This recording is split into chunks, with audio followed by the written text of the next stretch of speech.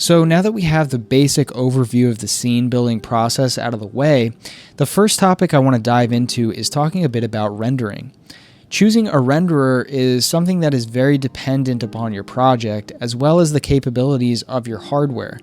But before we get into the details, we need to first understand what is rendering. So we've already talked about this a bit, and rendering is the process of exporting or encoding the scene you've created in Unreal Engine into the actual video or image file which we'll be using in your editing program and displaying as your shot. This file will be playable just like a video you record on a cell phone, consumer camera, or cinema camera. Now, rendering is necessary because your scene in Unreal Engine is not finalized or playable in an editing program. Rendering also gives us the opportunity to increase the quality of certain aspects of our scene and get the best possible look out of what we've created. So you might be thinking it seems a bit early on to be thinking about rendering, we haven't even created anything yet. But it's important to consider that with the different rendering options available to us in Unreal Engine, it actually is very beneficial to at least think about which renderer we're going to be using at the beginning so that we can build our scene appropriately. So, what are the rendering options inside of Unreal Engine? Well, Unreal Engine 5.1 gives us two primary options for rendering, which I'm going to be going over.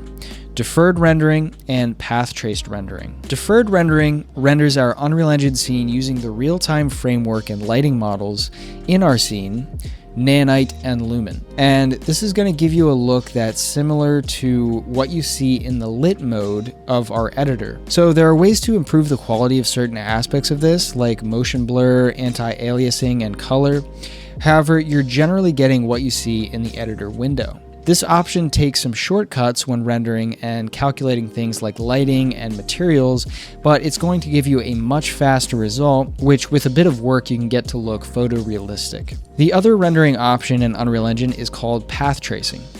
Path tracing is Unreal Engine's physically accurate lighting model, which is going to give you much more realistic results in terms of lighting, reflections, and translucent objects, but at the cost of render times. The way the path tracer works is it shoots light rays into the scene based on your scene's lighting setup and calculates the bounces of those light rays a set number of times based upon your chosen settings. When light bounces, it becomes softer and more spread out, as we talked about before, and it also reduces in brightness.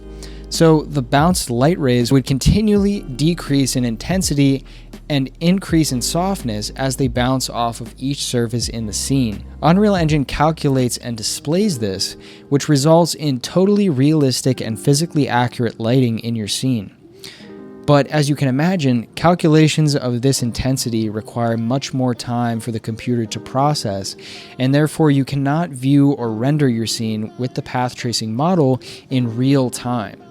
You're able to view it in your viewport, however each frame takes a bit of time to resolve, so you're not actually able to see what it looks like in real time. The other downside of the path tracer is that it does not permit certain functions which are permitted by deferred rendering, such as nanite, displacement, and a few others. So these are all pretty minor setbacks and usually do not deter me from using the path tracer.